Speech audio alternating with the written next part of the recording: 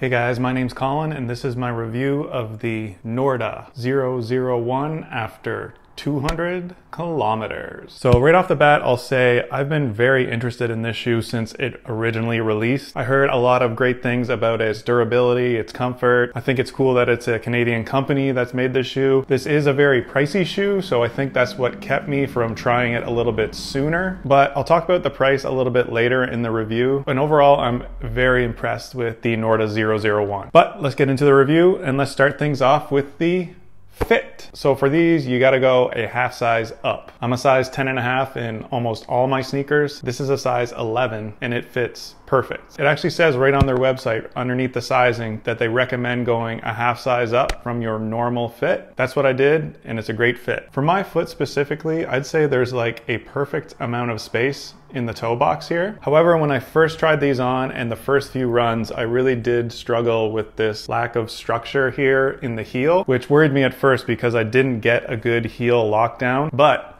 I ended up just using the extra lace loop here in the upper collar, and that allowed my foot to get locked in a lot better into this heel area. And once I did that, the fit was just great. I didn't have any heel slip issues. I didn't even notice the lack of structure in the back of the heel here after I figured out the proper lacing setup for my foot. One thing about this shoe and my foot specifically, I don't normally have to really squeeze my laces very tight to get a good lockdown, but for whatever reason, this shoe, I do have to squeeze them pretty tight. There's not a lot of space here to work with, but overall, once you figure out that heel lockdown issue, it's a great overall fit. So next up is the upper. So the upper here is what they call a bio-based Dyneema upper, and I guess the Dyneema material is one of the strongest materials like made on earth. So this upper is definitely made to last. If it does last 1,000 kilometers, then obviously the price point is probably worth it, but we'll find out as I continue to wear the shoe. This is a very thin tongue, but you are gusseted on both sides, so it won't be slipping around at all. That is one issue that I personally had when I tried to lock in my heel, that there was a little bit of lace bite initially because of that thin tongue. But slight adjustments and I maintained that good lockdown without feeling that lace bite. There is an overlay here in the toe, but it's not much protection at all, to be honest, in the toe box. You have a little pull tab here with the Norda shield, and I actually use this pull tab every single time I put the shoe on, so it's been actually a pull tab that's very useful. And I guess even these laces are made of that indestructible Dyneema material. Overall, the upper is holding up well. It's getting a little dirty, but that's okay. Hey guys, just a quick note here on the upper and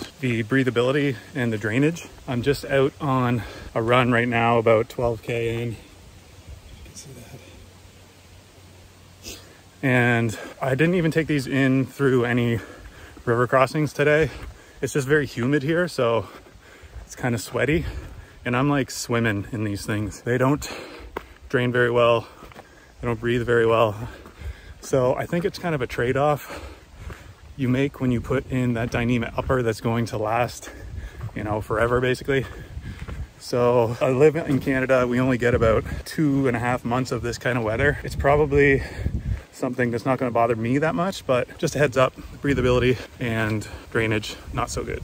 So next up is the cushion. So this cushion is actually made by Vibram and it's an SLE foam, something I've never heard of before, but I gotta say after 200 kilometers, there's virtually no sign of bottoming out. It actually kind of feels more comfortable as I've broken it in over these 200 kilometers. It's a midsole that feels very cushioned, but not like a super mushy feeling either. So far, it's been very resilient. There's no rock plate or anything in this foam because you do have quite a bit of stack here in the midsole. It's a 26 millimeter stack in the heel and a 21 millimeter stack in the forefoot for a 5 millimeter drop. So plenty of cushion, plenty of protection, a resilient, comfortable foam that can go an ultra marathon all day, multiple days probably, while remaining very comfortable underfoot. So next up is the traction. So as you can see here, you have a whole bunch of big chevron style lugs here on the midsole. You know, with the Vibram midsole, obviously you're gonna get the Vibram outsole. And if you know Vibram rubber, it's gonna be very sticky and trustworthy on the trails. And this is a blend, I guess, of Mega Grip and Light Base put together, specifically for this shoe. 5mm lugs here. And normally I would never complain about a Vibram midsole, and this isn't a huge complaint, but it doesn't clear mud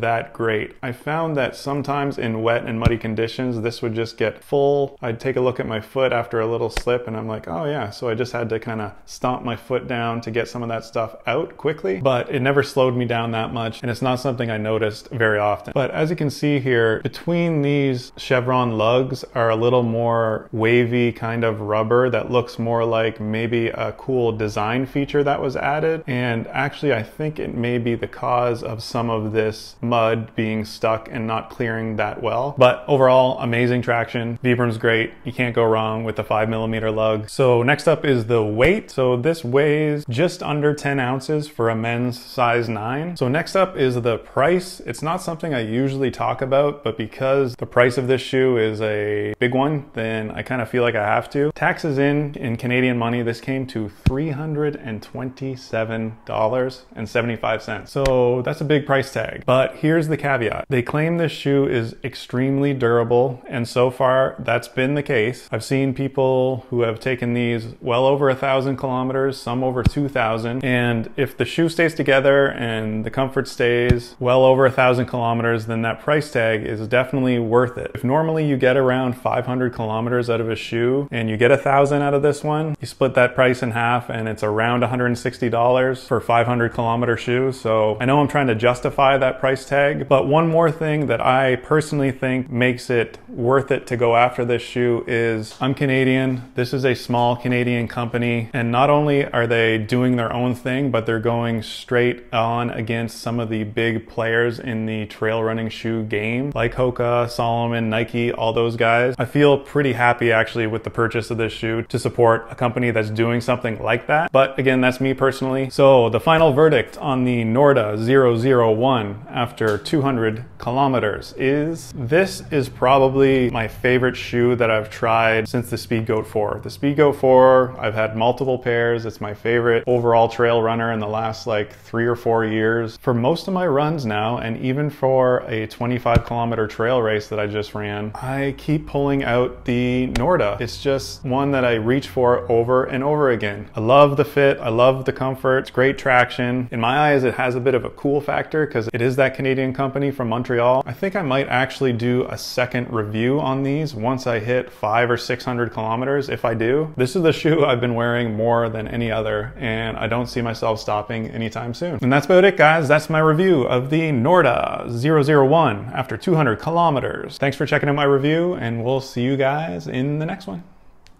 Peace.